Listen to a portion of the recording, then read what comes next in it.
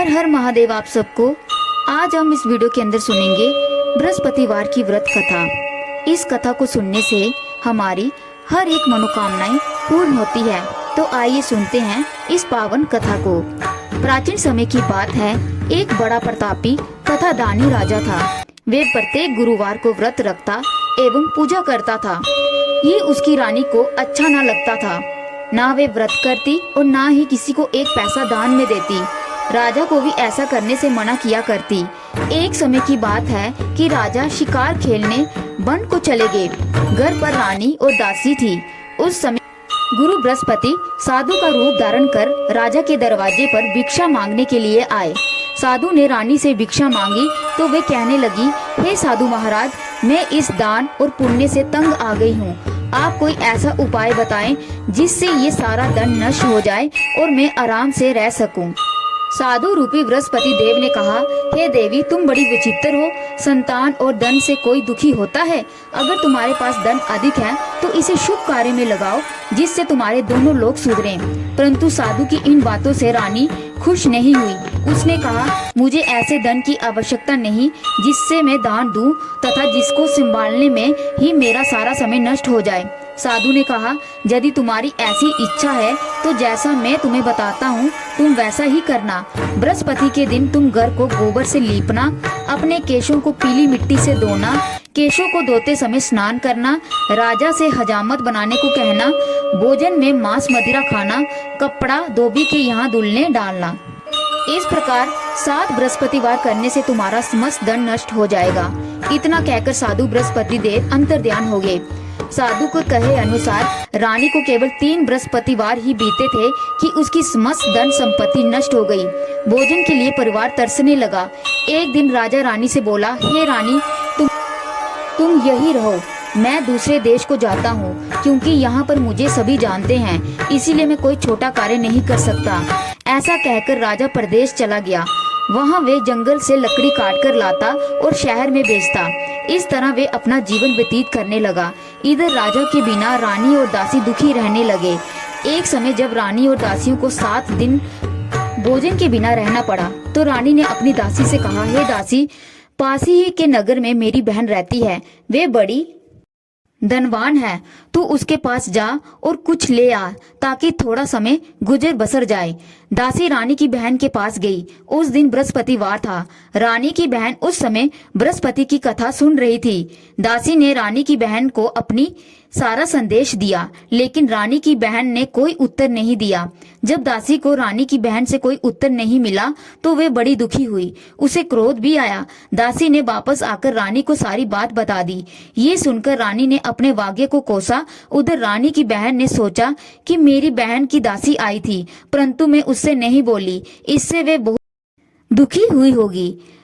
कथा सुनकर और पूजन समाप्त कर वे अपनी बहन के घर गई और कहने लगी, हे बहन, मैं बृहस्पतिवार का व्रत कर रही थी। तुम्हारी दासी गई, परंतु जब तक कथा होती है तब तक ना उठते हैं और ना बोलते हैं, इसीलिए मैं नहीं बोली। कहो दासी क्यों गई थी? रानी बोली, बहन, हमारे घर अनाज नहीं था। ऐसे कहते रानी की आंखों में आंसू आ गए। उसने दासियों समेत भूखा रहने की बात भी अपनी बहन को बता दी। रानी की बहन बोली, बहन देखो, बृहस्पति देव भगवान सबकी मनोकामनाएं पूर्ण करते हैं। देखो, शायद तुम्हारे घर में अनाज रखा हो। ये सुनकर दासी घर के अंदर गई तो वहां उसे एक गड़ा अनाज का बड़ा मिल गया। उसे बड़ी हैरानी हुई क्योंकि उसे एक एक बर्तन देख लिया था। उसने बाहर आकर रानी को बताया। दासी रानी से कहने लगी, हे रानी, जब हमको भोजन नहीं मिलता तो हम व्रत ही करते हैं, इसीलिए क्यों ना इनसे व्रत और कथा की सारी विधि पूछ ली जाए, हम भी व्रत किया करेंगे। दासी के कहने पर रानी ने अपनी बहन से बृहस्पतिवार व्रत के बारे में पूछा। उसकी बहन ने बताया, बृहस्पतिवार के व्रत में चने की दाल और मुनक्का से विष्णु भगवान का केले की जड़ में पूजन करें तथा दीपक जलाएं, पीला भोजन करें तथा कथा सुने। इससे गुरु भगवान प्रसन्न होते हैं और मनोकामनाएं पूर्ण करते हैं। व्रत और पूजन की विधि बताकर रानी की बहन अपने घर को लौट आई। रानी और दासी दोनों ने निश्चय किया कि बृहस्पति देव भगवान का पूजन जरूर करेंगे। 7 रोज बाद जब बृहस्पतिवार आया तो उन्होंने व्रत रखा। गुड़साल में जाकर चना और गुड़ बीन लाई। तथा उसकी दाल से केले की जड़ तथा विष्णु भगवान का पूजन किया। अब पीला भोजन कहाँ से आए, दोनों बड़ी दुखी हुई। परंतु उन्होंने व्रत किया था, इसलिए बृहस्पति देव भगवान प्रसन्न थे। एक साधारण व्यक्ति के रूप में 2 थालों में सुंदर पीला भोजन लेकर आए और दासी को देकर बोले, हे दासी, ये भोजन तुम्हारे लिए और तुम्हारी रानी के लिए है, इसे तुम दोनों ग्रहण करना। दासी भोजन पाकर बहुत प्रसन्न हुई। उसने रानी को सारी बात बताई। उसके बाद से वे प्रत्येक बृहस्पतिवार को गुरु भगवान का व्रत और पूजन करने लगी।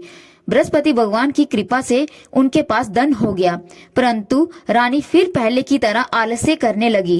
तब दासी बोली, देखो रानी, तुम पहले भी इस प्रकार आलस्य करती थी। तुम्हारे धन रखने में क्या कष्ट होता है, इस कारण सभी धन नष्ट हो गया।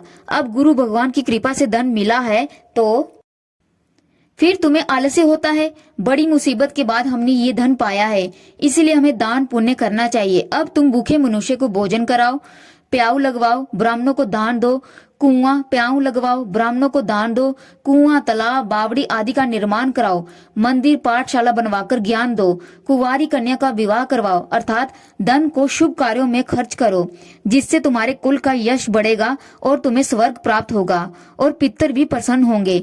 दासी की बात मानकर रानी शुभ कर्म करने लगी। बृहस्पतिवार व्रत कथा के बाद श्रद्धा के साथ आरती की जानी चाहिए। इसके बाद प्रसाद बांटकर उसे ग्रहण करना चाहिए। तो ये थी बृहस्पतिवार की व्रत कथा।